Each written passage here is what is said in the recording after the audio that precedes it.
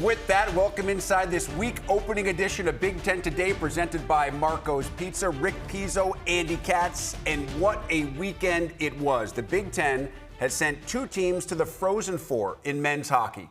In women's basketball, we know UCLA is going to the Final Four. Michigan has a chance to get there on Monday, and not one, but two teams in the men's game on their way to Indianapolis, as both Illinois and Michigan will try to end that lengthy national championship drought. Yeah, I was in Houston and Chicago, so I helped both teams get here. I'll take a little credit. Of course you did. But what was great at Houston was we were guaranteed, because we had three teams down in that South Regional.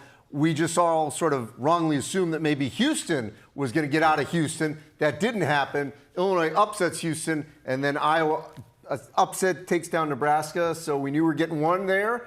And then Michigan's domination on Sunday here in Chicago. That was one of the most impressive performances I have ever seen. It is the big story. Michigan and Illinois getting set to head to Indianapolis. Michigan's win over Tennessee, it was all over but the bus leaving the arena for the Volunteers by the time you got to halftime. A 33-point win, one of the largest in Elite Eight history. And then Illinois had to battle through both Houston and Iowa. Brad Underwood's team has a chance to cut down the nets in Indy as well. Let's hear from the Illini and Wolverines, each 2 wins away from college basketball glory. Well, Brad, this is what you've been working for so long, to get to a Final Four. You got to Elite Eight 2 years ago, and now you've crossed that threshold. How does it feel to have that net around your neck? It's better than you dream it. You know, when you're a kid and you see everybody and you grow up watching the John Woodens and you get there, and it took me 26 years to become a head coach, and I've been blessed. I've been around a lot of great mentors, a lot of great coaches. This team is special. I felt like we had a very high ceiling. I've got a great staff. I'm happy for everybody. First time since '05 to the Final Four. How does that sound? That's crazy. Growing up and knowing about that team, how much my dad's talked about them, they're legendary, and now we get to put our name in that history books. It's a once-in-a-lifetime opportunity. Well, Dusty, you're just hanging out, soaking all this in. How do you put in perspective what this team has accomplished to this point to get to the Final Four? Well, just to see their growth individually and collectively has been probably the most rewarding part. When you start off the way we did and then you catch fire, a lot of times the outside noise and distractions can overcome what you've done. And our guys just stayed the course. They were about each other all year, and they're a true team. Well, you know, when I committed here, I wanted to become a champion. I imagine us being the lowest standing team in college basketball. We're one step closer. We've been working so hard for this, and, you know, I'm really happy that I made that decision. The season's been great so far. I built a relationship here with my teammates and my coaches. I'm excited to go to Indy and finish this thing out the right way.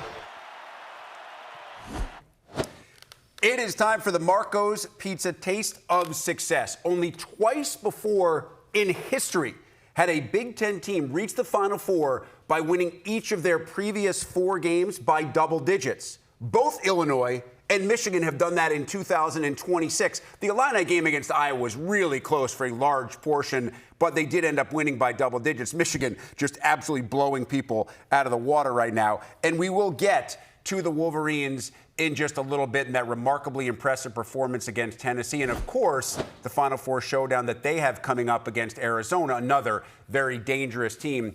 But first, let's recap the Illinois and Iowa game because, Andy, early on, Iowa had the tempo and the physicality. They had the pace. They had everything going exactly the way that they wanted it. But Illinois' defense has gotten so much better. And then when it came down to who can make more baskets in the second half, that's where the Illini had the edge. Yeah, I mean, to that point, the best player on the floor was Keaton Wagler.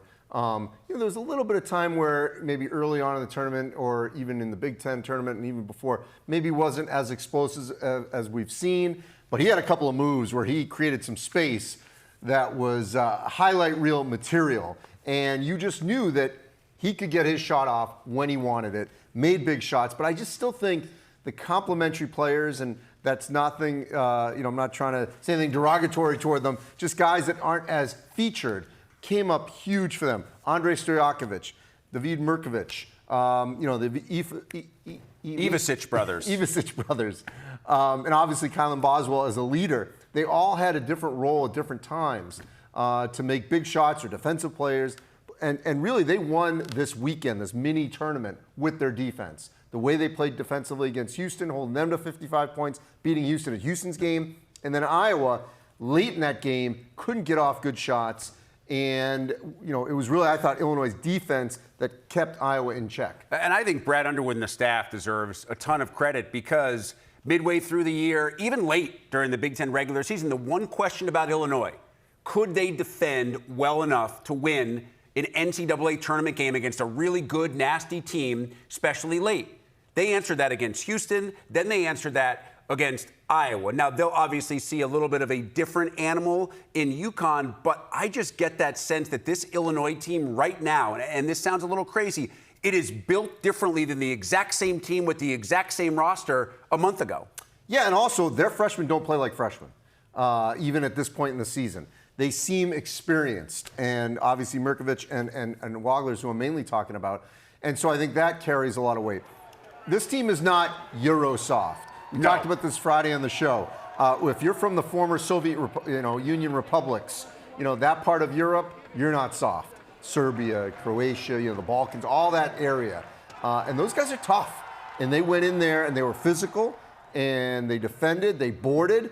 That was the other big thing that they're going to have to do against UConn, going against someone like Terrace Reed inside. They're going to have to rebound, and they can. Yeah.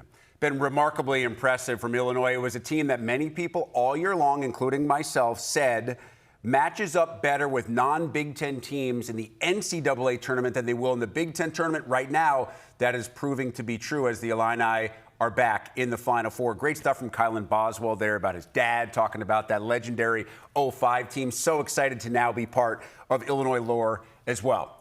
Michigan and Tennessee was just down the road here at the United Center. And I'm not sure that I've seen a more dominant performance in any NCAA tournament game once you get outside the first two rounds than we saw on Sunday. This was never a game. Once we got midway into the first half, Jaxa Lendeborg looked like the best player, not just in the Big Ten, but the best player in the country. And every single Wolverine around him played arguably one of their best games of the year. There's no other way to say it. This was a butt kicking from start to finish. Yeah, I mean, this, I'm old enough here, dating myself, this to me reminded me like 90 UNLV. Their run to the title, and remember what they did to Duke in the national semifinal. It was absolute domination. And it really does bring back, we were there a couple weeks ago, they just seemed sort of disinterested in the Big Ten tournament. They played with fire a lot there. They did get to the title game, but the Ohio State game easily could have gone in the other direction. Their semi, same thing, and then obviously they lost the final. But man, did they flip the switch back to the way they played early in the season once they got into the NCAA tournament. And they have been absolute dominant. Alabama gave them a little bit of a scare for a little bit, and then then they just ran away from them. Yeah, disinterested may be a strong word, but I think to your point, it was clear they had larger goals. Yes. That the Big Ten tournament was important. But this team won the Big Ten tournament in Dusty May's first year. And the goal of this team has always been to win the national championship.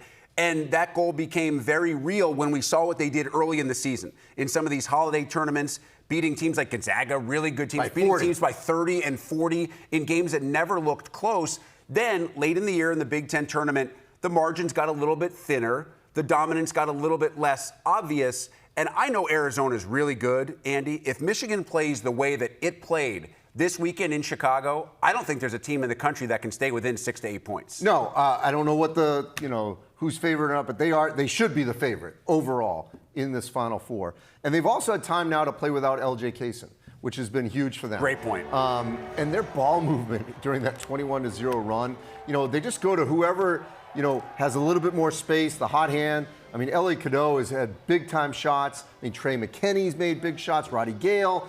Di Mara, he had a couple of those spin move dunks that you just cannot defend. He has not played as well in the last, month or so as he did earlier in the season. But when he is on the floor, he still affects and alters shots, I think, more than any other player, whether he blocks them or not. And then Jaxa Lendeborg, he's a stat stuffer. He's just going to make things happen, as you see there, with his face on the screen there. He impacts winning in a variety of ways. In every single way. To your point, how does this sound? The folks in the desert who know such things, Michigan has been installed right now as a 2-point favorite against Arizona. So they're basically saying it's a pick 'em.